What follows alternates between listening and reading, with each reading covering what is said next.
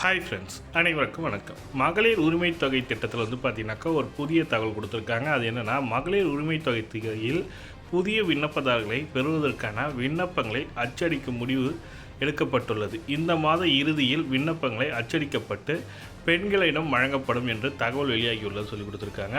பார்த்தீங்கன்னாக்கா லோக்சபா எலெக்ஷன் நடந்துகிட்டு இருக்குது. அதனால் இந்த மாத இறுதியில், அதாவது ஜூன் மாத இறுதியில் நடக்குன்ற மாதிரி சொல்லி கொடுத்துருக்காங்க. ஜூன் மாத புதிய பயனாளிகள் சேர்க்கப்பட வாய்ப்பில்லை.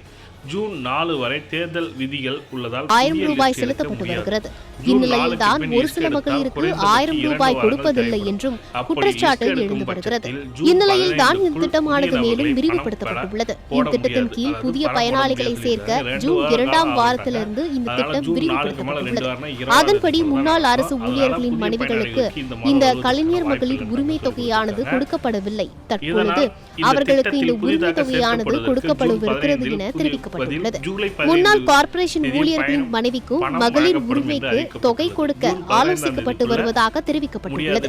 கலைஞர் மகளிர் உரிமை தொகையில் புதிய பயனாளிகளை சேர்க்க விண்ணப்பங்கள் ஜூன் 2ஆம் வாரம் வரை வழங்கப்பட உள்ளது. ஜூன் 4ஆம் தேதி ரிசல்ட் வந்த பின் தேர்தல் விதிகள் தளரும்.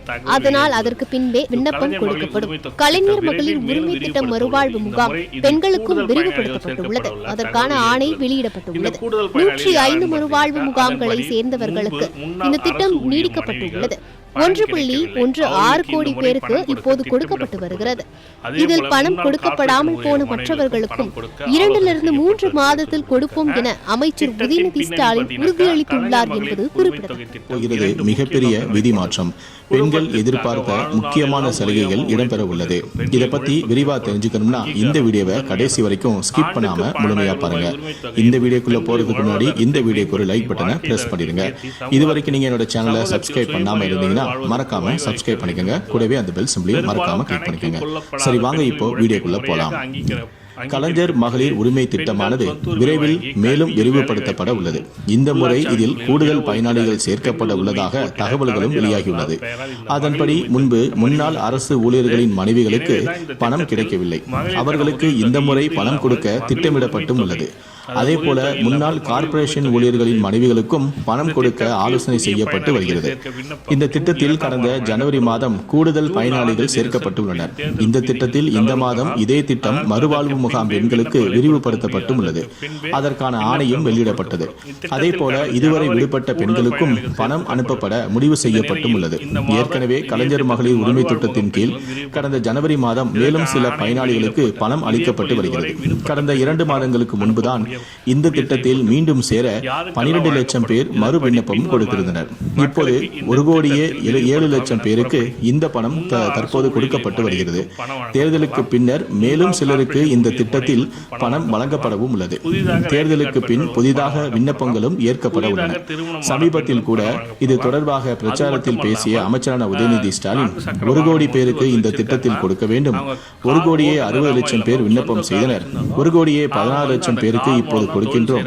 இதில் பணம் கொடுக்கப்படாமல் போன மற்றவர்களுக்கும் 2-3 மாதத்தில் கொடுப்போம்.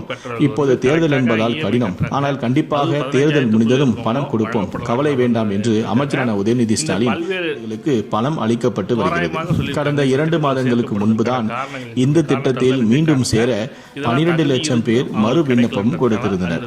இப்போது 1,07 லட்சம் பேருக்கு இந்த பணம் தற்போது கொடுக்கப்பட்டு வருகிறது. தேர்தலுக்கு பின்னர் மேலும் சிலருக்கு இந்த திட்டத்தில் பணம் வழங்கப்படவும் உள்ளது.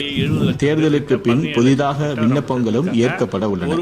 சமீபத்தில் கூட இது தொடர்பாக பிரச்சாரத்தில் பேசிய அமைச்சரான உதயநிதி ஸ்டாலின் 1 கோடி பேருக்கு இந்த திட்டத்தில் கொடுக்க வேண்டும். 1,60 லட்சம் பேர் விண்ணப்பம் செய்தனர். 1,14 லட்சம் பேருக்கு இப்போது கொடுக்கின்றோம். இதில் பணம் கொடுக்கப்படாமல் போன மற்றவர்களுக்கும் 2-3 மாதத்தில் கொடுப்போம்.